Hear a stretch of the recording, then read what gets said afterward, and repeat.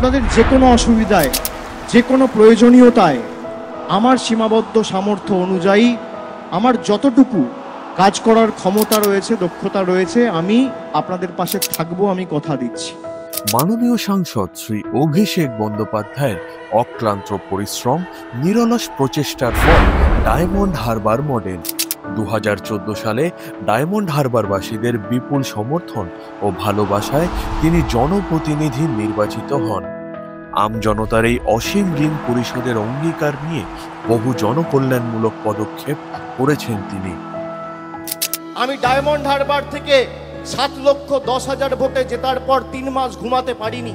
তার কারণ আমি এই ঋণ কিভাবে পরিশোধ করব, আমি এই ভালোবাসা কিভাবে পরিশোধ করব, আমি 3 মাস ঘুমাতে পারিনি।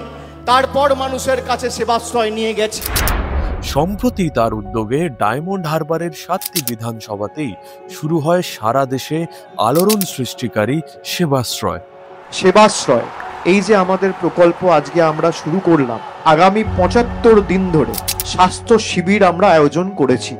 75 দিন ধরে চলা এই কর্মযজ্ঞ ধর্ম, বর্ণ, জাতি, লিঙ্গ নির্বিশেষে অগণিত মানুষকে দিয়েছে বিনামূল্যে বিশ্বমানের স্বাস্থ্য পরিষেবা। অভিষেকদার এই সেবাশ্রয় গরিব মানুষের পক্ষে খুবই উপকৃত হয়েছে এদের জন্য।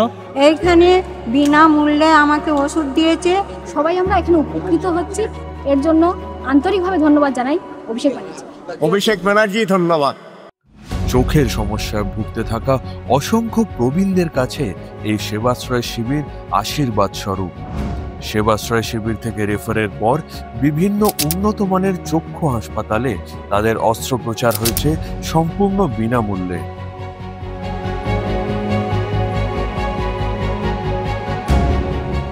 সেবাশ্রয়ের জাদু স্পর্শে দীর্ঘদিনের অস্পষ্টতা কাটিয়ে আবারও স্পষ্ট দেখতে পাচ্ছেন তারা।